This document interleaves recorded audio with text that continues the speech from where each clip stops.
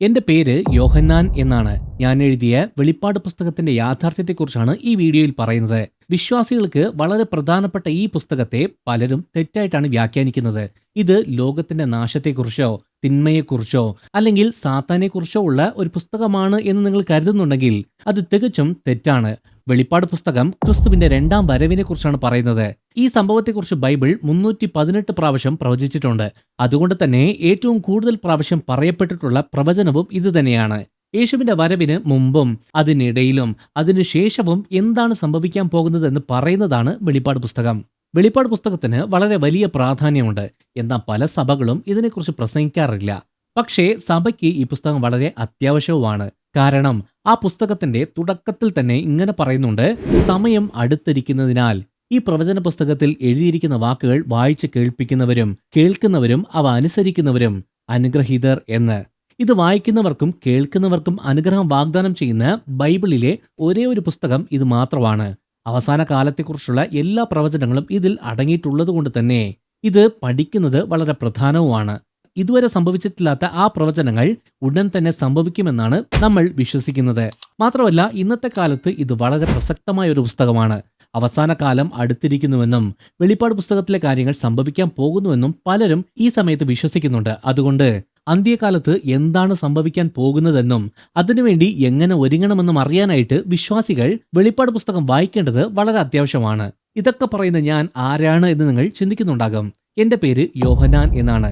യോഹന്നാൻ അപ്പോസ്തലൻ അല്ലെങ്കിൽ യേശുവിന്റെ ശിഷ്യനായ യോഹന്നാൻ എന്നൊക്കെ നിങ്ങൾ എന്നെക്കുറിച്ച് കേട്ടിട്ടുണ്ടാകും. കർത്താവിന്റെ കൂടെയുള്ള അന്ത്യ അത്താഴ സമയത്ത് അദ്ദേഹത്തിന്റെ നെഞ്ചോട് ചേർന്നിരിക്കാനുള്ള ഭാഗ്യം ലഭിച്ച പ്രിയപ്പെട്ട ശിഷ്യനായിരുന്നു ഞാൻ.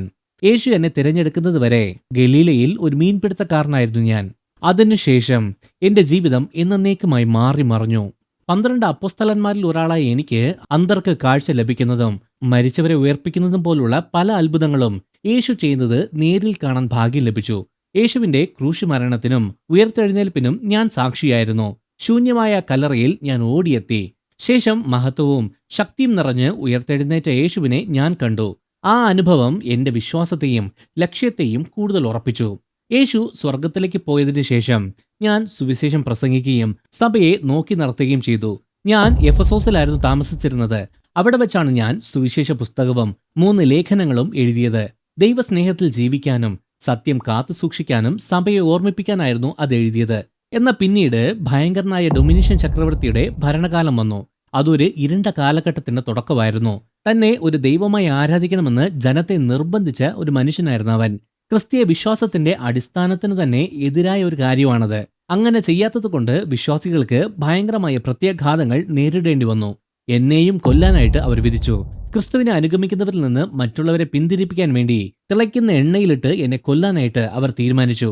അവരുടെ ഉദ്ദേശം വ്യക്തമായിരുന്നു. ഇത് കണ്ട് എല്ലാവരും പേടിക്കണം, അവരിനി ഒരിക്കലും ക്രിസ്തുവിനെ അനുഗമിക്കുന്നു എന്ന് പറയരുത് എന്ന്. പക്ഷേ അന്ന് അവിടെ സംഭവിച്ചത് തികച്ചും വ്യത്യസ്തമായ ഒരു കാര്യമാണ്. തിളയ്ക്കുന്ന എണ്ണയിലിട്ട സമയത്ത് ദൈവത്തിന്റെ അത്ഭുതകരമായ ശക്തി വെളിപ്പെട്ടു. എനിക്ക് ശവക്കുഴിയാകേണ്ടിയിരുന്ന ആ തിളയ്ക്കുന്ന എണ്ണപാത്രത്തിന് എന്നെ ഒന്നും ചെയ്യാൻ കഴിഞ്ഞില്ല. തിളയ്ക്കുന്ന എണ്ണയിൽ മുങ്ങിയിട്ടും എനിക്ക് ഒരു കുഴപ്പവും സംഭവിച്ചില്ല. എന്നെ കൊല്ലാൻ ശ്രമിച്ചവർക്ക് അസാധാരണമായ എന്തോ ഒരു കാര്യം ഇവിടെ സംഭവിച്ചു എന്ന് സമ്മതിക്കേണ്ടി വന്നു. എന്നെ കൊല്ലാൻ കഴിയാതെ വന്നപ്പോ അവർ എന്നെ നാടുകടത്താൻ തീരുമാനിച്ചു. അങ്ങനെ അവർ പത്മോസ് എന്ന ദ്വീപിലേക്ക് എന്നെ നാടുകടത്തി. റോമൻ സാമ്രാജ്യം അവരുടെ എതിരാളികളെ പതുക്കെ പതുക്കെ മരിക്കാൻ വേണ്ടി നാടുകടത്തുന്ന ഒരു ഒറ്റപ്പെട്ട ക്രൂരമായ ഒരു സ്ഥലമായിരുന്നു അത്. വെറും 12 കിലോമീറ്റർ നീളവും 6 കിലോമീറ്റർ വീതിയുമുള്ള ഒരു ചെറിയ ദ്വീപാണത്. അരുവികളോ മരങ്ങളോ കൃഷി ചെയ്യാനുള്ള ഒരു സ്ഥലമോ ഇല്ലാത്ത ഒരു പാറക്കൂട്ടമായിരുന്നു ആ ദ്വീപ്. അവിടെ ഉണ്ടായിരുന്ന വരൾച്ചയും ഒറ്റപ്പെടലും അതിനെ ഒരു വലിയ ജയിലാക്കി മാറ്റി. ശിക്ഷിക്കപ്പെട്ടവർ പതിയെ പതിയെ മരണം കാത്തു കിടക്കുന്ന ഒരു സ്ഥലം. അങ്ങനെ എന്നെയും ആ ദ്വീപിലേക്ക് അയച്ചു. പക്ഷെ പത്മോസിൽ ആ ഒറ്റപ്പെടലിലും കഷ്ടപ്പാടിലും ഞാൻ മുമ്പ് ഒരിക്കലും അനുഭവിച്ചിട്ടില്ലാത്ത രീതിയിലുള്ള ദൈവ സാന്നിധ്യം അനുഭവിച്ചു. മലകളും നല്ല കാറ്റും വലിയ കടലും കൊണ്ട് മൂടപ്പെട്ട ആ സ്ഥലത്ത് വെച്ച് മനുഷ്യരാശിയുടെ അന്ത്യത്തെക്കുറിച്ചും ദൈവത്തിന്റെ നിത്യമഹത്വത്തെക്കുറിച്ചും എനിക്ക് വെളിപ്പെടുത്തി തന്നു. എന്നെ കൊല്ലാനായിട്ട് അവർ തിരഞ്ഞെടുത്ത ആ പത്മോസ് ദ്വീപ് എനിക്ക് സ്വർഗീയ ദർശനങ്ങൾ ലഭിക്കാനും വെളിപ്പാട് പുസ്തകം എഴുതാനുമുള്ള ഒരു വേദിയായി മാറി. അതുകൊണ്ട് തങ്ങൾ വിശ്വസിച്ച കാര്യങ്ങൾക്ക് വേണ്ടി മരിക്കാൻ തയ്യാറായവർക്കുള്ള ഒരു വഴികാട്ടിയും പ്രത്യാശയുടെ ഒരു വെളിച്ചവുമാണ് ഈ വെളിപ്പാട് പുസ്തകം. ആദ്യമൊക്കെ മാർട്ടർ എന്ന വാക്കിന്റെ അർത്ഥം സാക്ഷി എന്ന് മാത്രമായിരുന്നു. എന്നാൽ യേശുവിന്റെ ഒരു യഥാർത്ഥ സാക്ഷിയാവുക എന്ന് പറഞ്ഞാൽ ജീവൻ തന്നെ നഷ്ടമാകാനുള്ള സാധ്യത ഉണ്ട് എന്ന് എല്ലാവർക്കും മനസ്സിലായി. അതുകൊണ്ട് ആ വാക്കിന്റെ അർത്ഥം യേശുവിനോടുള്ള വിശ്വാസത്തിന് വേണ്ടി മരിക്കുന്ന ഒരാൾ എന്നാക്കി മാറ്റി. റോമൻ സാമ്രാജ്യം ആ സമയത്ത് ക്രിസ്ത്യാനികളെ വല്ലാതെ പീഡിപ്പിക്കാൻ തുടങ്ങിയിരുന്നു. ആ ഇരുണ്ട കാലഘട്ടത്തിൽ വിശ്വാസികൾക്ക് ഒരു വഴികാട്ടിയും പ്രത്യാശയും കരുത്തും ഭയങ്കര ആവശ്യമായിരുന്നു. വെളിപ്പാട് പുസ്തകം എഴുതാനായിട്ട് എന്നെ നയിച്ച ആ ദർശനങ്ങളെക്കുറിച്ചും അതിൽ പറയുന്ന പ്രതീകങ്ങളെക്കുറിച്ചും ഈ വചനങ്ങൾക്ക് പിന്നിലുള്ള യഥാർത്ഥ സന്ദേശം എന്താണ് എന്നതിനെക്കുറിച്ച് നമുക്ക് നോക്കാം. അന്ന് കർത്താവിന്റെ ദിവസമായിരുന്നു. ആഴ്ചയിലെ ആദ്യത്തെ ദിവസം. ഞാൻ പ്രാർത്ഥിച്ചുകൊണ്ടിരിക്കുമായിരുന്നു. ആ സമയത്ത് ദൈവ സാന്നിധ്യത്തിന് മാത്രം തരാൻ കഴിയുന്ന രീതിയിലുള്ള ഭയങ്കര ആഴമായൊരു സമാധാനം എനിക്കുണ്ടായി. ആ സാന്നിധ്യത്തിൽ ഞാൻ മുഴുകിയ സമയത്ത് ഞാൻ ആത്മാവിലായി. ഞാൻ പത്മോസിലാണ് എന്നതുപോലും മറന്നുപോയി.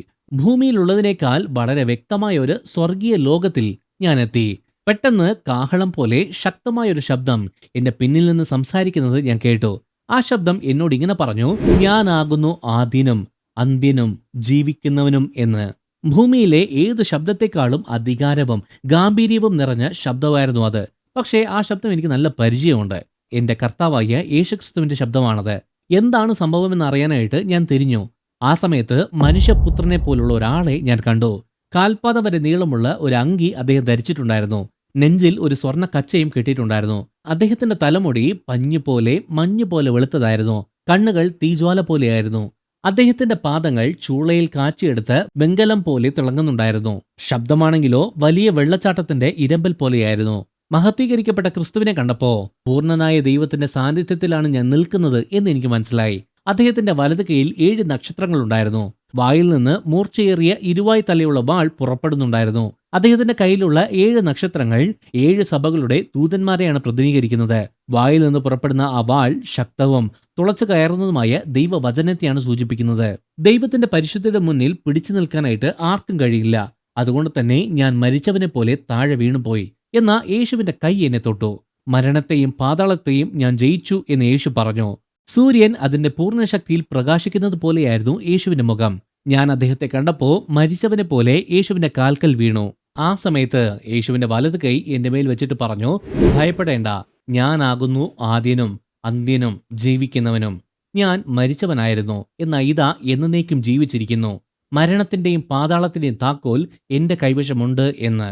മനുഷ്യപുത്രന്റെ മഹത്തായ ആ സാന്നിധ്യത്തിന് മുന്നിൽ ഞാൻ വീണു കിടക്കുന്ന സമയത്ത് ആ ശബ്ദം എനിക്ക് വ്യക്തവും ശക്തമായ ഒരു കൽപ്പന തന്നു. നീ കാണുന്നത് ഒരു പുസ്തകത്തിൽ എഴുതി Ephesus, Smyrna, Pergamos, Thyatira, Sardis, Philadelphia, Laodicea എന്നീ സഭകൾക്ക് അയച്ചു കൊടുക്കുക എന്ന്. എന്നെ ഏൽപ്പിച്ച ആ ദൗത്യത്തിന്റെ വലിപ്പം എനിക്ക് മനസ്സിലായപ്പോൾ എന്റെ നെഞ്ചെടുപ്പ് കൂടി. എനിക്ക് വെളിപ്പെടുത്തി തരുന്ന ഓരോ വാക്കും ദർശനവും വളരെ കൃത്യതയോടെയും വിശ്വസ്തയോടെയും എഴുതണമായിരുന്നു. കാരണം പീഡനങ്ങൾക്കും കഷ്ടപ്പാടുകൾക്കുമിടയിൽ ദൈവത്തിന്റെ ഇഷ്ടം എന്താണ് എന്ന് സഭകളെ അറിയിക്കുക എന്ന ആ വലിയ ദൗത്യം എന്റേതായിരുന്നു. ഇങ്ങനെ വളരെ വ്യത്യസ്തമായ ഒരു രീതിയിലാണ് ആ വെളിപ്പാട് പുസ്തകം എനിക്ക് കിട്ടിയത്. ബൈബിളിലെ വേറെ ഒരു പുസ്തകവും ഇത്രയും സങ്കീർണവും ദൈവികവുമായ രീതിയിൽ ഉണ്ടായിട്ടില്ല. പിതാവായ ദൈവം അത് യേശുവിന് കൊടുത്തു. യേശു അത് ദൂതനെ ഏൽപ്പിച്ചു. ആ ദൂതൻ അത് എനിക്ക്, അതായത് യോഹന്നാന് കൈമാറി. അങ്ങനെ ഞാൻ അത് എല്ലാ സഭകൾക്കും വേണ്ടി എഴുതി. ആ ദർശനത്തിൽ ഞാൻ സ്വർഗത്തിലേക്ക് എടുക്കപ്പെട്ടു. അവിടെ പലതരത്തിലുള്ള ശബ്ദങ്ങളും ഗായക സംഘങ്ങൾ പാടുന്നതും ഞാൻ കേട്ടു. ഇതെല്ലാം വളരെ കൃത്യമായിട്ട് എഴുതി വയ്ക്കാൻ ഞാനത് പ്രത്യേകം ശ്രദ്ധിച്ചു. ഞാൻ കണ്ട ദർശനങ്ങൾ എത്രത്തോളം അമാനുഷികമായിരുന്നു എന്ന് ചോദിച്ചാൽ പലപ്പോഴും ഞാൻ ഞെട്ടി നിന്നുപോയിട്ടുണ്ട്. അവിടെ കണ്ട എല്ലാ കാര്യങ്ങളും വ്യക്തമായിട്ട് എഴുതാൻ ആ ദൂതൻ എന്നെ ഇടയ്ക്കിടയ്ക്ക് ഓർമ്മിപ്പിക്കേണ്ടി വന്നു. എത്ര പ്രാവശ്യം എന്നെ ഇങ്ങനെ ഓർമ്മിപ്പിച്ചു എന്ന് ചോദിച്ചാൽ ഏകദേശം 11 പ്രാവശ്യം. ഞാൻ അങ്ങനെ ആ മഹത്വം കണ്ട് ഞെട്ടി നിന്നുപോയി. ഞാൻ കണ്ടതും കേട്ടതും എല്ലാം എഴുതി. ഓരോ ചെറിയ കാര്യവും അത്രത്തോളം പ്രധാനപ്പെട്ടതായിരുന്നു. ഞാൻ കണ്ട ആദ്യ ദർശനങ്ങൾ ശരിക്കും 7 സഭകൾക്കുള്ള കത്തായിരുന്നു. അതുകൊണ്ട് ഞാൻ അത് അവർക്ക് എഴുതി എത്തിച്ചു കൊടുത്തു. സ്മുർണയിലെ സഭയുടെ ദൂതൻ എഴുതുക, നിങ്ങൾ അനുഭവിക്കാൻ പോകുന്ന കഷ്ടപ്പാടുകളെ ഓർത്ത് പേടിക്കേണ്ട. നിങ്ങളെ പരീക്ഷിക്കാൻ വേണ്ടി പിശാച് നിങ്ങളിൽ ചിലരെ ജയിലിൽ അടയ്ക്കും. 10 ദിവസത്തേക്ക് നിങ്ങൾ പീഡനങ്ങൾ അനുഭവിക്കേണ്ടി വരും. മരണം വരെ വിശ്വസ്തരായിരിക്കുക, ജീവന്റെ കിരീടം ഞാൻ നിങ്ങൾക്ക് തരും. പെർഗമോസിലെ സഭയുടെ ദൂതന് ഇങ്ങനെ എഴുതുക, സാത്താന്റെ സിംഹാസനമുള്ള ആ സ്ഥലത്താണ് നിങ്ങൾ താമസിക്കുന്നത് എന്നെനിക്കറിയാം. എന്നിട്ട് പോലും നിങ്ങൾ എന്റെ നാമം മുറുകെ പിടിക്കുന്നുണ്ട്. എങ്കിലും നിങ്ങളെക്കുറിച്ച് എനിക്ക് ചില കാര്യങ്ങൾ പറയാനുണ്ട്. ബിലയാമിന്റെ ഉപദേശങ്ങൾ പിന്തുടർന്ന് ചിലർ നിങ്ങളുടെ ഇടയിലുണ്ട്. അതുകൊണ്ട് മാനസാന്തരപ്പെടുക. ഇല്ലെങ്കിൽ ഞാൻ പെട്ടെന്ന് തന്നെ നിങ്ങളുടെ അടുക്കൽ വന്ന് എന്റെ വായിലെ വാളുകൊണ്ട് അവരോട് യുദ്ധം ചെയ്യും. തുയത്തൈരയിലെ സഭയുടെ ദൂതന് ഇങ്ങനെ എഴുതുക, നിങ്ങളുടെ പ്രവൃത്തികളും സ്നേഹവും വിശ്വാസവും സേവനവും സഹിഷ്ണുതയും എല്ലാം എനിക്കറിയാം. എങ്കിലും നിങ്ങളെക്കുറിച്ച് എനിക്കൊരു കാര്യം പറയാനുണ്ട്. സ്വയം ഒരു പ്രവാചകയാണെന്ന് വിളിക്കുന്ന ഇസബേൽ എന്ന ആ സ്ത്രീയെ നിങ്ങൾ വെച്ചു പൊറപ്പിക്കുന്നുണ്ട്. അധാർമികതയിൽ ജീവിക്കാനും വിഗ്രഹങ്ങൾക്ക് അർപ്പിച്ച ഭക്ഷണം കഴിക്കാനും അവളുടെ ഉപദേശങ്ങളിലൂടെ അവൾ എന്റെ ദാസന്മാരെ വഴിതെറ്റിക്കുകയാണ്. അവസാനം വരെ എന്റെ ഇഷ്ടം ചെയ്യുകയും വിജയിക്കുകയും ചെയ്യുന്നവന് ഞാൻ ജനതകളുടെ മേൽ അധികാരം കൊടുക്കും. സർദീസിലെ സഭയുടെ ദൂതന് ഇങ്ങനെ എഴുതുക: നിങ്ങളുടെ പ്രവൃത്തികൾ എനിക്കറിയാം. നിങ്ങൾക്ക് ജീവനുണ്ട് എന്ന് പേരേ ഉള്ളൂ, പക്ഷേ നിങ്ങൾ മരിച്ചവരാണ്. ഉണരുക, മരിക്കാറായ ബാക്കിയുള്ളവയെ കൂടി ശക്തിപ്പെടുത്തുക. നിങ്ങൾ ഉണരുന്നില്ല എങ്കിൽ ഞാൻ കള്ളനെ പോലെ വരും. ഏത് സമയത്താണ് ഞാൻ വരുന്നതെന്ന് നിങ്ങൾ അറിയുകയുമില്ല. ഫിലദൽഫിയയിലെ സഭയുടെ ദൂതന് ഇങ്ങനെ എഴുതുക: ഇതാ, ആർക്കും അടയ്ക്കാൻ പറ്റാത്തൊരു തുറന്ന വാതിൽ ഞാൻ നിങ്ങളുടെ മുമ്പിൽ വെച്ചിരിക്കുന്നു. നിങ്ങൾക്ക് വലിയ ശക്തിയൊന്നും ഇല്ല എന്ന് എനിക്കറിയാം. എന്നിട്ട് പോലും നിങ്ങൾ എന്റെ വചനം കാത്തു സൂക്ഷിച്ചു, എന്റെ നാമം നിഷേധിച്ചതുമില്ല. സഹിഷ്ണുതയോടെ നിലനിൽക്കാനുള്ള എന്റെ കൽപ്പന നിങ്ങൾ കാത്തു സൂക്ഷിച്ചതുകൊണ്ട് ഭൂമിയിലുള്ളവരെ പരീക്ഷിക്കാനായിട്ട് ലോകമെമ്പാടും വരാൻ പോകുന്ന ആ പരീക്ഷണ സമയത്ത് ഞാൻ നിങ്ങളെ സംരക്ഷിക്കും. ലവോദിക്കയിലെ സഭയുടെ ദൂതന് ഇങ്ങനെ എഴുതുക: നിങ്ങളുടെ പ്രവൃത്തികൾ എനിക്കറിയാം. നിങ്ങൾ തണുപ്പുള്ളവരോ അല്ല, ഉഷ്ണമുള്ളവരോ അല്ല. നിങ്ങൾ ഇതിലേതിലും ഒന്നായിരുന്നെങ്കിൽ എത്ര നന്നായിരുന്നു. അതുകൊണ്ട് നിങ്ങൾ തണുപ്പുമില്ലാതെ ഉഷ്ണവുമില്ലാതെ ഇളം ചൂടുള്ളവരായതുകൊണ്ട് ഞാൻ നിങ്ങളെ എന്റെ വായിൽ നിന്ന് തുപ്പിക്കളയാൻ പോവുകയാണ്. അതുകൊണ്ട് ആത്മാർത്ഥതയുള്ളവരായിരിക്കുക, മാനസാന്തരപ്പെടുക. സഭകൾക്കുള്ള ഈ സന്ദേശങ്ങൾ ആ ക്രിസ്തീയ സമൂഹങ്ങളുടെ ആത്മീയവും ധാർമ്മികവുമായ അവസ്ഥകളെയാണ് എടുത്തു കാണിക്കുന്നത്. യേശു അവരുടെ നല്ല കാര്യങ്ങളെ അഭിനന്ദിക്കുന്നുണ്ട്, അതേപോലെ തന്നെ തെറ്റുകളെ ചൂണ്ടിക്കാണിക്കുന്നുമുണ്ട്. അതുമാത്രമല്ല, മാനസാന്തരപ്പെടാനും വിശ്വസ്തരായിരിക്കാനും അവരെ ഓർമ്മിപ്പിക്കുന്നുമുണ്ട്. ഇപ്പോ അവർ അനുഭവിക്കുന്ന ബുദ്ധിമുട്ടുകളെ അതിജീവിക്കുന്നവർക്കുള്ള വാഗ്ദത്തവും ഓരോ കത്തിലും ഉണ്ട്. അവസാനം വരെ വിശ്വസ്തരായി നിൽക്കേണ്ടതിന്റെ പ്രാധാന്യമാണ് ഇത് എടുത്തു കാണിക്കുന്നത്. ഇത് കഴിഞ്ഞ് കുറച്ച് മണിക്കൂറുകൾക്ക് ശേഷം ഞാൻ പിന്നെയും ആത്മാവിലായി. അതിനുശേഷം ഞാൻ നോക്കിയപ്പോൾ സ്വർഗത്തിൽ തുറന്നു കിടക്കുന്ന ഒരു വാതിൽ കണ്ടു. കാഹളം പോലെ എന്നോട് ആദ്യം സംസാരിച്ച ആ ശബ്ദം പിന്നെയും എന്നോട് പറഞ്ഞു: ഇവിടെ കയറി വരിക, ഇനി സംഭവിക്കാനുള്ളത് ഞാൻ നിനക്ക് കാണിച്ചു തരാം എന്ന്. ഉടൻ തന്നെ ഞാൻ ആത്മാവിലായി. സ്വർഗത്തിൽ ഒരു സിംഹാസനവും അതിൽ ഒരാൾ ഇരിക്കുന്നതും ഞാൻ കണ്ടു. ഇരിക്കുന്ന ആളുടെ രൂപം സൂര്യകാന്തവും പത്മരാഗവും പോലെ തിളങ്ങുന്നുണ്ടായിരുന്നു. സിംഹാസനത്തിന് ചുറ്റും മരതകം പോലെ തോന്നിക്കുന്ന ഒരു മഴവില്ലും ഉണ്ടായിരുന്നു. സിംഹാസനത്തിന്റെ ഈ ദർശനം ദൈവത്തിന്റെ പരിപൂർണ ഗാംഭീര്യത്തെയും അധികാരത്തെയുമാണ് സൂചിപ്പിക്കുന്നത്. ആ വിലയേറിയ കല്ലുകൾ പരിശുദ്ധിയെയും നീതിയെയും കാണിക്കുന്നു. മഴവില്ല് ദൈവത്തിന്റെ ഉടമ്പടിയുടെയും കരുണയുടെയും അടയാളമാണ്. സിംഹാസനത്തിന് ചുറ്റും ഞാൻ വേറെയും 24 സിംഹാസനങ്ങൾ കണ്ടു. വെളുത്ത വസ്ത്രം ധരിച്ച് തലയിൽ സ്വർണ്ണ കിരീടവും വെച്ച് 24 മൂപ്പന്മാർ അതിൽ ഇരിക്കുന്നുണ്ടായിരുന്നു. ഈ 24 മൂപ്പന്മാർ എല്ലാ കാലങ്ങളിലുമുള്ള വിശുദ്ധന്മാരെയാണ് പ്രതിനിധീകരിക്കുന്നത്. അതായത് ഗോത്രപിതാക്കന്മാരെയും അപ്പോസ്തലന്മാരെയും. അവരുടെ വെളുത്ത വസ്ത്രം ദൈവം അവർക്ക് നൽകിയ പരിശുദ്ധിയെയാണ് കാണിക്കുന്നത്. സ്വർണ്ണ കിരീടങ്ങൾ അവരുടെ വിശ്വസ്തതയ്ക്കുള്ള നിത്യമായ പ്രതിഫലത്തെയാണ് സൂചിപ്പിക്കുന്നത്. ആ സിംഹാസനത്തിൽ നിന്ന് മിന്നലുകളും ശബ്ദങ്ങളും ഇടിമുഴക്കവും പുറപ്പെട്ടുകൊണ്ടേയിരുന്നു. സിംഹാസനത്തിന് മുമ്പിൽ 7 വിളക്കുകൾ കത്തിക്കൊണ്ടിരുന്നു. അത് ദൈവത്തിന്റെ 7 ആത്മാക്കളാണ്. സിംഹാസനത്തിന് മുമ്പിലായിട്ട് പളുങ്ക് പോലെയുള്ള ഒരു കണ്ണാടി കടലും ഉണ്ടായിരുന്നു. സിംഹാസനത്തിന് ചുറ്റും മുമ്പിലും പിമ്പിലും നിറയെ കണ്ണുകളുള്ള 4 ജീവികളെ ഞാൻ കണ്ടു. ആ ജീവികൾ സൃഷ്ടിയുടെ പൂർണ്ണതയാണ് കാണിക്കുന്നത്. അവർ എപ്പോഴും ജാഗ്രതയുള്ളവരും അറിവ് നിറഞ്ഞവരുമാണ്. ഒന്നാമത്തെ ജീവി ഒരു സിംഹത്തെ പോലെയായിരുന്നു. രണ്ടാമത്തേത് ഒരു കാളയെപ്പോലെ. മൂന്നാമത്തേതിന് ഒരു മനുഷ്യന്റെ മുഖമുണ്ടായിരുന്നു. നാലാമത്തെ ജീവി പറക്കുന്ന ഒരു കഴുകനെ പോലെയായിരുന്നു.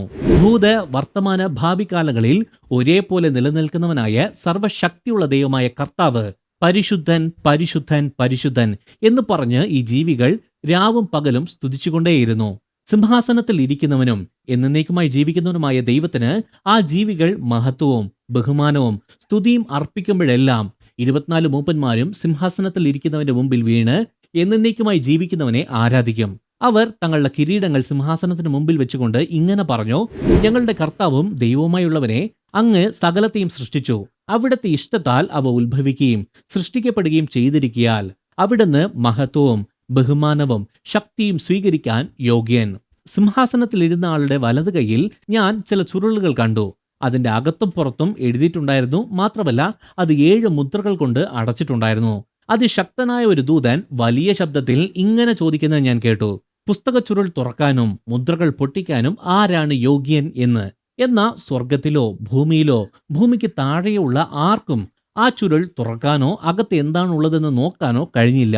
ഇത് തുറക്കാൻ യോഗ്യനായി ആരെയും കാണാത്തതുകൊണ്ട് ഞാൻ ഒരുപാട് കരഞ്ഞു. ഭാവിയെക്കുറിച്ചുള്ള ദൈവത്തിന്റെ പരമാധികാര തീരുമാനങ്ങളെയാണ് ആ ചുരുൾ പ്രതിനിധീകരിക്കുന്നത്. അത് നിറവേറേണ്ട സമയം വരുന്നതുവരെ അടച്ചു തന്നെ വെച്ചിരിക്കുകയാണ്.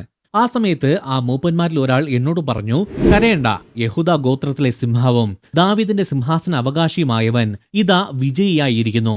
പുസ്തകവും ചുരുളും അതിന്റെ 7 മുദ്രയും തുറക്കാൻ അവിടുന്ന് യോഗ്യൻ എന്ന്. ഞാൻ തിരിഞ്ഞു നോക്കിയപ്പോ സിംഹാസനത്തിനും ആ 4 ജീവികൾക്കും മൂപ്പന്മാർക്കും നടുവിലായിട്ട് ഒരു കുഞ്ഞാട് നിൽക്കുന്നത് കണ്ടു. അറക്കപ്പെട്ടതുപോലെ തോന്നിക്കുന്ന ആ കുഞ്ഞാടിന് 7 കൊമ്പുകളും 7 കണ്ണുകളും ഉണ്ടായിരുന്നു. ഭൂമിയിലാകെ അയക്കപ്പെട്ട ദൈവത്തിന്റെ 7 ആത്മാക്കളാണത്. ആ കുഞ്ഞാട് യേശുക്രിസ്തുവാണ്. തന്റെ ജീവൻ കൊടുത്ത് യാഗമായതിലൂടെ അദ്ദേഹം വിജയിച്ചിരിക്കുന്നു. ആ കുഞ്ഞാട് ചെന്ന് സിംഹാസനത്തിൽ ഇരിക്കുന്നവന്റെ വലത് കൈയിൽ നിന്ന് ആ ചുരുൾ വാങ്ങി. ചുരുൾ വാങ്ങിയപ്പോ 4 ജീവികളും 24 മൂപ്പന്മാരും ആ കുഞ്ഞാടിന്റെ മുമ്പിൽ സാഷ്ടാംഗം വീണു. എല്ലാവരുടെയും കൈകളിൽ വീണയും ധൂപവർക്കം നിറഞ്ഞ സ്വർണ്ണ കലശങ്ങളും ഉണ്ടായിരുന്നു. ആ ധൂപവർഗം വിശുദ്ധന്മാരുടെ പ്രാർത്ഥനകളാണ്. അവരെല്ലാവരും ചേർന്ന് ഒരു പുതിയ പാട്ട് പാടി. അങ്ങ് യാഗമെന്നതുപോലെ അറുക്കപ്പെടുകയും അവിടുത്തെ രക്തത്താൽ സകല ഗോത്രങ്ങളിലും ഭാഷകളിലും ജനവിഭാഗങ്ങളിലും രാജ്യങ്ങളിലും നിന്നുള്ളവരെ ദൈവത്തിനായി വിലയ്ക്ക് വാങ്ങിയിരിക്കുകയും ചെയ്തിരിക്കുന്നു. ഭൂമിയിൽ വാഴേണ്ടതിനായി അവർ നമ്മുടെ ദൈവത്തിന് രാജ്യവും പുരോഹിതരും ആക്കിയിരിക്കുന്നു. ആകിയാൽ ചുരുൾ വാങ്ങാനും മുദ്രകൾ തുറക്കാനും അങ്ങ് യോഗ്യൻ തന്നെ. അതിനുശേഷം സിംഹാസനത്തിനും ജീവികൾക്കും മൂപ്പന്മാർക്കും ചുറ്റും നിൽക്കുന്ന ഒരുപാട് ദൂതന്മാരുടെ ശബ്ദം ഞാൻ കേട്ടു. അവരെ എണ്ണാൻ കഴിയില്ലായിരുന്നു. കോടിക്കണക്കിന് ദൂതന്മാർ ഉണ്ടായിരുന്നു അവിടെ. അവർ വലിയ ശബ്ദത്തിൽ ഇങ്ങനെ പറഞ്ഞുകൊണ്ടിരുന്നു, അറക്കപ്പെട്ട കുഞ്ഞാട് ശക്തിയും ധനവും ജ്ഞാനവും ബലവും ബഹുമാനവും മഹത്വവും സ്തുതിയും സ്വീകരിപ്പാൻ യോഗ്യൻ എന്ന്. ആ സമയത്ത് സ്വർഗത്തിലും ഭൂമിയിലും ഭൂമിക്കടിയിലും കടലിലുമുള്ള സകല സൃഷ്ടികളും ഇങ്ങനെ പറയുന്നത് ഞാൻ കേട്ടു, സിംഹാസനസ്ഥനും കുഞ്ഞാടിനും സ്തുതിയും ബഹുമാനവും മഹത്വവും ആധിപത്യവും എന്നും എന്നേക്കും ഉണ്ടാകുമാറാകട്ടെ. കുഞ്ഞാട് ആ മുദ്രകളിൽ ഒന്നിനെ പൊട്ടിക്കുന്നത് ഞാൻ കണ്ടു. ആ സമയത്ത് ആ 4 ജീവികളിൽ ഒന്ന് ഇടിമുഴക്കം പോലെയുള്ള ശബ്ദത്തിൽ വരിക എന്ന് പറയുന്നത് ഞാൻ കേട്ടു. ഞാൻ നോക്കിയപ്പോ ഒരു വെള്ള കുതിരയെ കണ്ടു. അതിന്റെ പുറത്തിരിക്കുന്നവന്റെ കയ്യിൽ ഒരു വില്ലുണ്ടായിരുന്നു. അവന് ഒരു കിരീടവും കൊടുത്തു. ജയിക്കാൻ വേണ്ടി അവൻ പുറപ്പെട്ടു. ഈ കുതിരക്കാരൻ അധിനിവേശത്തെയാണ് പ്രതിനിധീകരിക്കുന്നത്. എന്നാൽ അവന്റെ സ്വഭാവം ദൈവിക നീതിയായും അതേപോലെ അടിച്ചമർത്തലായും വ്യാഖ്യാനിക്കാം. കുഞ്ഞാട് 2ാമത്തെ മുദ്ര പൊട്ടിച്ചപ്പോ വരിക എന്ന് 2ാമത്തെ ജീവി പറയുന്നത് ഞാൻ കേട്ടു. അപ്പോൾ തീജ്വാല പോലെ ചുമന്ന് മറ്റൊരു കുതിര പുറത്തു വന്നു. ഭൂമിയിൽ നിന്ന് സമാധാനം എടുത്തു കളയാനും മനുഷ്യർ തമ്മിൽ കൊല്ലാനും അതിന്റെ പുറത്തിരിക്കുന്നവന് അധികാരം കിട്ടി. അവന് വലിയൊരു വാളും കൊടുത്തു. ഈ കുതിരക്കാരൻ യുദ്ധത്തെയും രക്തച്ചൊരിച്ചിലിനെയുമാണ് സൂചിപ്പിക്കുന്നത്.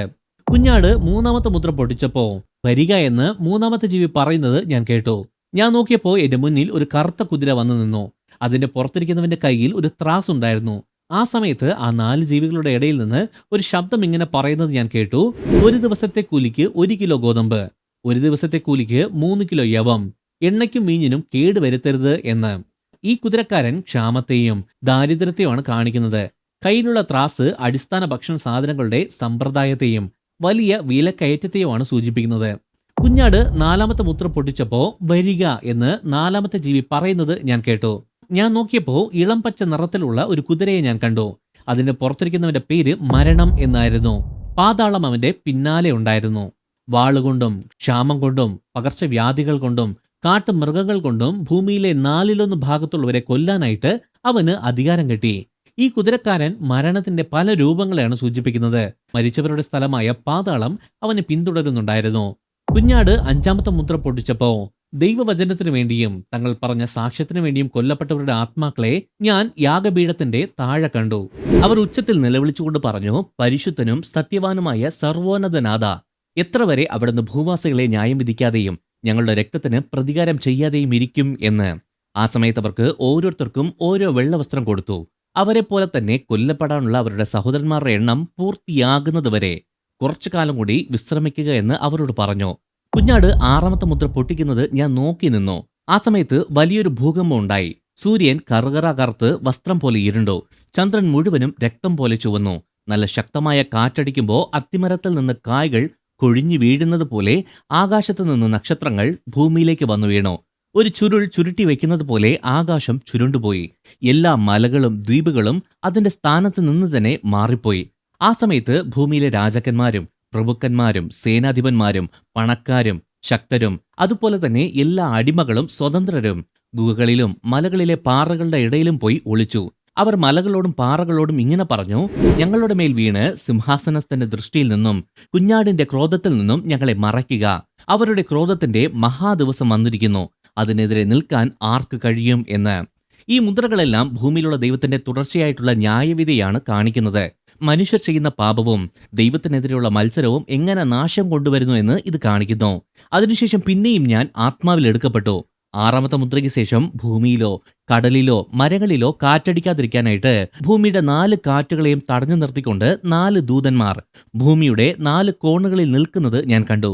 ദൈവത്തിന്റെ ദാസന്മാരെ മുദ്രയിടുന്നതുവരെ നാശത്തെ തടഞ്ഞു നിർത്തുന്നതിനെയാണ് ഈ ദൂതന്മാർ പ്രതിനിധീകരിക്കുന്നത്. പിന്നെ ജീവനുള്ള ദൈവത്തിന്റെ മുദ്രയുമായി മറ്റൊരു ദൂതൻ കിഴക്ക് നിന്ന് കയറി വരുന്നത് ഞാൻ കണ്ടു.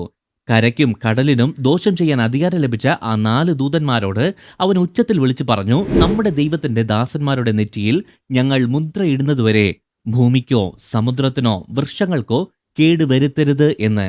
മുദ്രയിടപ്പെട്ടവരുടെ എണ്ണം എത്രയാണ് എന്നുള്ളത് ഞാൻ കേട്ടു. ഇസ്രായേൽ മക്കളുടെ എല്ലാ ഗോത്രങ്ങളിൽ നിന്നും 1,44,000 പേർ. ഈ 1,44,000 എന്ന സംഖ്യ യഹൂദ വിശ്വാസികളുടെ പൂർണ്ണതയാണ് കാണിക്കുന്നത്. ഇതിനു ശേഷം ആർക്കും എണ്ണാൻ കഴിയാത്തത്ര വലിയൊരു കൂട്ടം ആളുകളെ ഞാൻ കണ്ടു. അവർ എല്ലാ രാജ്യങ്ങളിൽ നിന്നും ഗോത്രങ്ങളിൽ നിന്നും വംശങ്ങളിൽ നിന്നും ഭാഷകളിൽ നിന്നും ഉള്ളവരായിരുന്നു. അവർ വെള്ളവസ്ത്രം ധരിച്ച് കൈകളിൽ കുരുത്തോലയുമായിട്ട് സിംഹാസനത്തിനും കുഞ്ഞാടിനു മുമ്പിൽ വന്ന് നിൽക്കുമായിരുന്നു. അവർ ഉച്ചത്തിൽ ഇങ്ങനെ വിളിച്ചു പറഞ്ഞു, രക്ഷ സിംഹാസനസ്ഥനായ നമ്മുടെ ദൈവത്തിനും കുഞ്ഞാടിനുമുള്ളത് എന്ന്. ഈ വലിയ കൂട്ടം ജനം യേശുവിനെ സ്വീകരിച്ച അന്യജാതിക്കാരെയാണ് സൂചിപ്പിക്കുന്നത്. ആ സമയത്ത് മൂപ്പന്മാരിൽ ഒരാൾ എന്നോട് ചോദിച്ചു, വെള്ളവസ്ത്രം ധരിച്ച ഇവരാരാണ്? അവർ എവിടെ നിന്നാണ് വന്നത് എന്ന്. ഞാൻ പറഞ്ഞു, യജമാനനെ, അത് അങ്ങേക്ക് അറിയാമല്ലോ എന്ന്. അപ്പോ അദ്ദേഹം പറഞ്ഞു, ഇവർ മഹാപീഡനത്തിൽ നിന്ന് വന്നവർ. ഇവർ തങ്ങളുടെ വസ്ത്രങ്ങൾ കുഞ്ഞാടിന്റെ രക്തത്തിൽ കഴുകി വെളുപ്പിച്ചിരിക്കുന്നു എന്ന്. ഇവിടെ വെള്ളവസ്ത്രം എന്ന് പറയുന്നത് ക്രിസ്തുവിന്റെ യാഗത്തിലൂടെയുള്ള വിശുദ്ധിയെയും വീണ്ടെടുപ്പിനെയാണ് കാണിക്കുന്നത്. ഈ ആളുകൾ കഷ്ടതകളിൽ പിടിച്ചു നിന്നവരാണ്. ദൈവ സാന്നിധ്യത്തിൽ ഇരിക്കാനുള്ള പ്രതിഫലം അവർക്ക് ലഭിച്ചിരിക്കുന്നു. കുഞ്ഞാട് 7ാമത്തെ മുദ്ര പൊട്ടിച്ചപ്പോൾ സ്വർഗത്തിൽ ഏകദേശം അരമണിക്കൂറോളം വലിയൊരു നിശബ്ദത ഉണ്ടായി. വരാനിരിക്കുന്ന ന്യായവിധികളുടെ ഗൗരവത്തെയാണ് ഈ ഭയാനകമായ നിശബ്ദത സൂചിപ്പിക്കുന്നത്. ദൈവത്തിന്റെ സാന്നിധ്യത്തിൽ നിൽക്കുന്ന 7 ദൂതന്മാരെ ഞാൻ കണ്ടു. അവർക്ക് 7 കാഹളങ്ങൾ കിട്ടി. സ്വർണ്ണ ധൂപ കലശവുമായി മറ്റൊരു ദൂതൻ വന്ന് യാഗപീഠത്തിന്റെ അടുത്ത് നിന്നു. സിംഹാസനത്തിന് മുമ്പുള്ള സ്വർണ്ണ യാഗപീഠത്തിൽ എല്ലാ വിശുദ്ധന്മാരുടെയും പ്രാർത്ഥനയോട് കൂടെ അർപ്പിക്കാനായിട്ട് അവന് ഒരുപാട് ധൂപവർക്കം കൊടുത്തു. വിശുദ്ധന്മാരുടെ പ്രാർത്ഥനയോട് കൂടെ ആ ധൂപവർക്കത്തിന്റെ പുക ദൂതന്റെ കയ്യിൽ നിന്നും ദൈവസന്നിധിയിലേക്ക് കയറി. ഈ ധൂപവർഗം വിശുദ്ധന്മാരുടെ പ്രാർത്ഥനകളെയാണ് പ്രതിനിധീകരിക്കുന്നത്. നമ്മുടെ അപേക്ഷകൾ ദൈവസന്നിധിയിലും അവിടുത്തെ സിംഹാസനത്തിനു മുന്നിൽ വളരെ വിലപ്പെട്ടതാണ് എന്ന് ഇത് കാണിക്കുന്നു. ആ ദൂതൻ ധൂപകലശമെടുത്ത് യാഗപീഠത്തിലെ തീ അതിൽ നിറച്ച് ഭൂമിയിലേക്ക് എറിഞ്ഞു.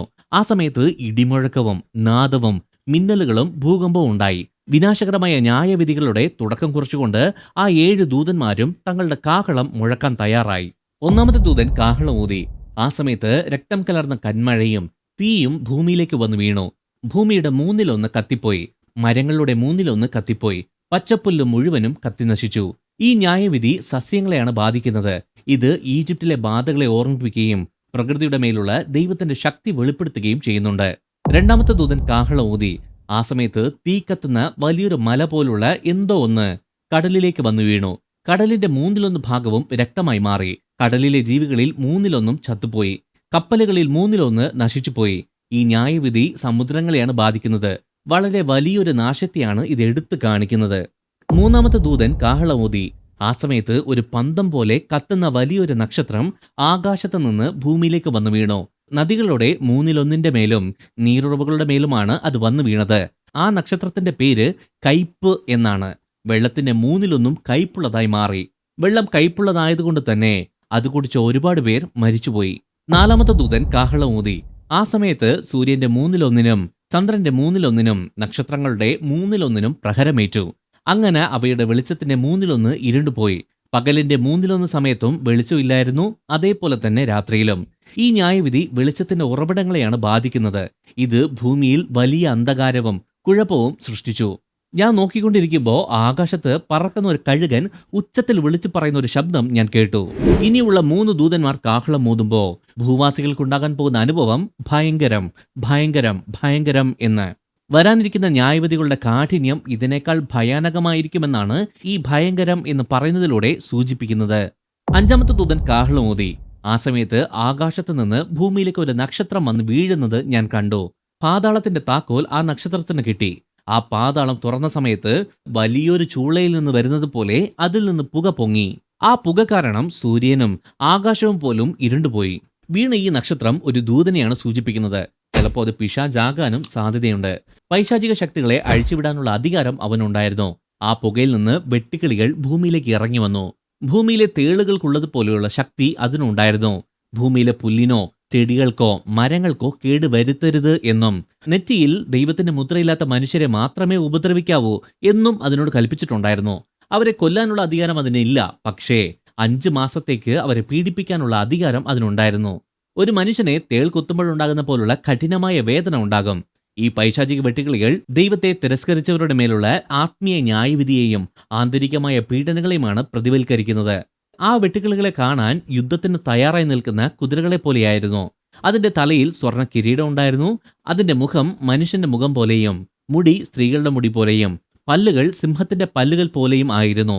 ഇരുമ്പ് കവചം പോലുള്ള മാർക്കവചങ്ങൾ അതിനുണ്ടായിരുന്നു. അതിന്റെ ചിറകടിക്കുമ്പോൾ ഉണ്ടാകുന്ന ശബ്ദം എന്ന് പറയുന്നത് യുദ്ധസമയത്ത് ഓടുന്ന ഒരുപാട് കുതിരകളുടെയും രഥങ്ങളുടെയും ഇടിമുഴക്കം പോലെയായിരുന്നു. ഈ വിവരണം അതിന്റെ ഭയാനകവും വിനാശകരവുമായ സ്വഭാവത്തെയാണ് എടുത്തു കാണിക്കുന്നത്. പാതാളത്തിന്റെ ദൂതനാണ് അതിന്റെ എല്ലാം രാജാവ്. എബ്രായ ഭാഷയിൽ അബദ്ദോൻ എന്നും ഗ്രീക്കിൽ അപ്പല്യോൻ എന്നും അവനെ പറയുന്നുണ്ട്. ഈ 2 പേരുകൾക്കും നാശം, നശിപ്പിക്കുന്നവൻ എന്നാണ് അർത്ഥം. ഈ പൈശാചിക ശക്തികളുടെ വിനാശകരമായ ലക്ഷ്യത്തെയാണ് ഇതെടുത്ത് കാണിക്കുന്നത്. ശേഷം 6ാമത്തെ ദൂതൻ കാഹളം ഊതി. ആ സമയത്ത് ദൈവത്തിന്റെ മുമ്പിലുള്ള സ്വർണ്ണ യാഗപീഠത്തിന്റെ 4 കൊമ്പുകളിൽ നിന്ന് ഒരു ശബ്ദം വരുന്നത് ഞാൻ കേട്ടു. അത് കാഹളമേന്തിയ 6ാമത്തെ ദൂതനോട് ഇങ്ങനെ പറഞ്ഞു: യൂഫ്രട്ടീസ് മഹാനദിയുടെ തീരത്ത് ബന്ധിതരായിട്ടുള്ള 4 ദൂതന്മാരെയും അഴിച്ചുവിടുക എന്ന്. ആയിരക്കണക്കിന് വർഷങ്ങളായിട്ട് തടഞ്ഞു വെക്കപ്പെട്ടിരിക്കുന്ന വിനാശകരമായ ശക്തികളാണ് ഈ ദൂതന്മാർ. മനുഷ്യരിൽ 1/3 പേരെ കൊല്ലാനായിട്ട് ആ 4 ദൂതന്മാരെയും അഴിച്ചുവിട്ടു. ആ കുതിരപ്പടയാളികളുടെ എണ്ണം 20 കോടിയാണ് എന്ന് പറയുന്നത് ഞാൻ കേട്ടു. ഇത്ര വലിയ സൈന്യം മനുഷ്യരാശിയുടെ മേലുള്ള പൈശാചിക ആക്രമണത്തെയാണ് സൂചിപ്പിക്കുന്നത്. എന്റെ ദർശനത്തിൽ ഞാൻ കണ്ട കുതിരകളുടെയും അതിന്റെ പുറത്തിരുന്നവരുടെയും രൂപം ഇങ്ങനെയായിരുന്നു. അവരുടെ മാർക്കവചങ്ങൾ തീപോലെ ചുവപ്പും കടുനിലയും ഗന്ധക നിറവും ഉള്ളതായിരുന്നു.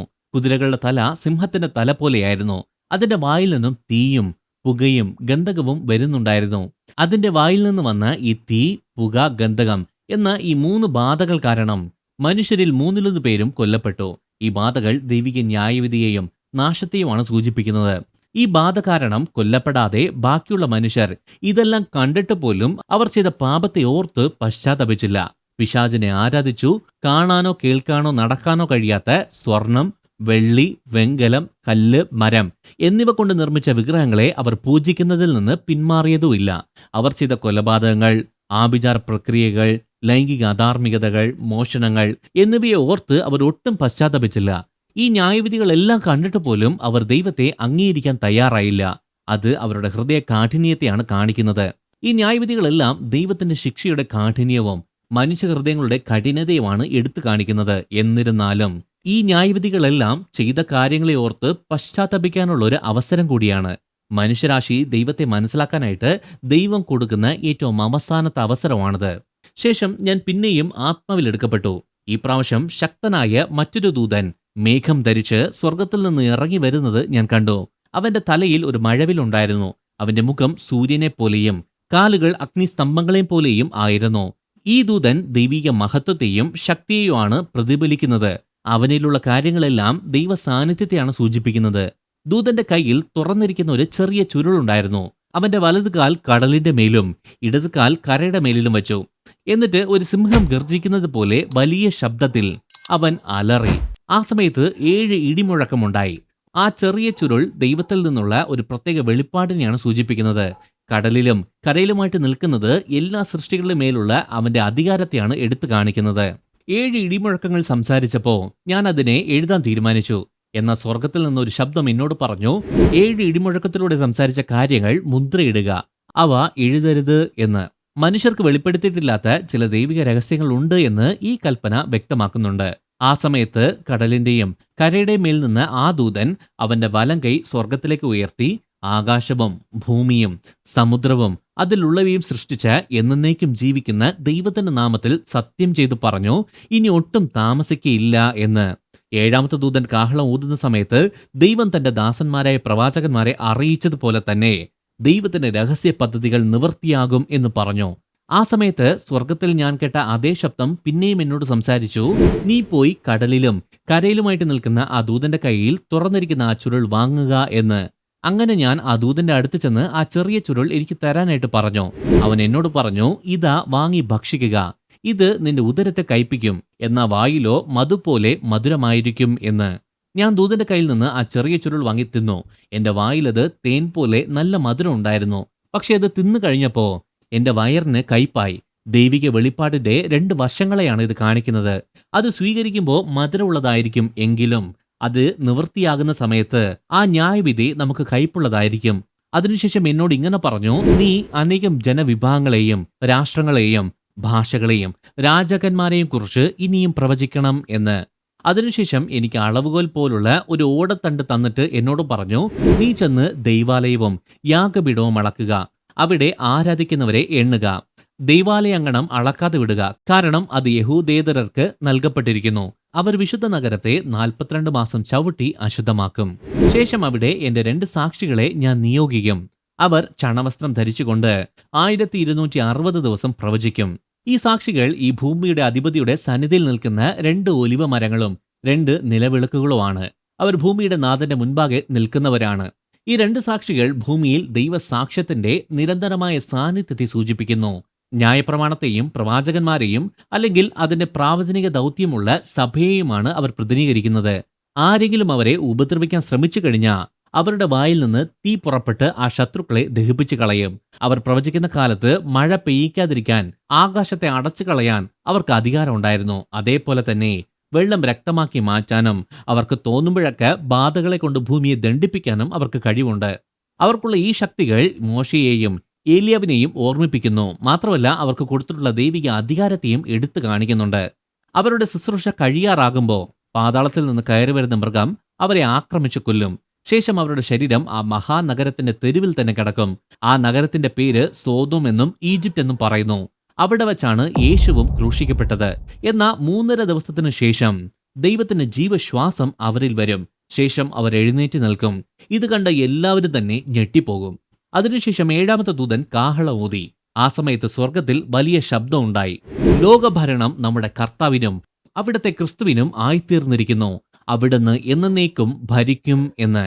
ഉടനെ ദൈവസന്നിധിയിൽ സിംഹാസനങ്ങളിൽ ഇരുന്നിരുന്ന് 24 മൂപ്പന്മാരും കവിഴ്ന്നു വീണ് ദൈവത്തെ ആരാധിച്ചുകൊണ്ട് പറഞ്ഞു, ഭൂത വർത്തമാന ഭാവി കാലങ്ങളിൽ ഒരേപോലെ നിലനിൽക്കുന്നവനായ സർവശക്തിയുള്ള ദൈവമായ കർത്താവേ, അങ്ങ് മഹാശക്തി ധരിച്ചു വാഴുകയാൽ ഞങ്ങൾ അങ്ങേ വാഴ്ത്തുന്നു എന്ന്. ഉടൻ തന്നെ സ്വർഗത്തിലുള്ള ദൈവത്തിന്റെ ആലയം തുറന്നു. ആ ആലയത്തിനകത്ത് ദൈവത്തിന്റെ പെട്ടകം ഇരിക്കുന്നത് ഞാൻ കണ്ടു. ആ സമയത്ത് മിന്നലും നാദവും ഇടിമുഴക്കവും ഭൂകമ്പവും വലിയ കന്മഴയും ഉണ്ടായി. ഇത് ദൈവത്തിന്റെ നേരിട്ടുള്ള സാന്നിധ്യത്തെയും തന്റെ ജനത്തോടുള്ള നിത്യമായ ഉടമ്പടിയുമാണ് സൂചിപ്പിക്കുന്നത്. ഇത് പൂർണ്ണവും അന്തിമവുമായ ഒരു ന്യായവിധിയിൽ അവസാനിക്കും.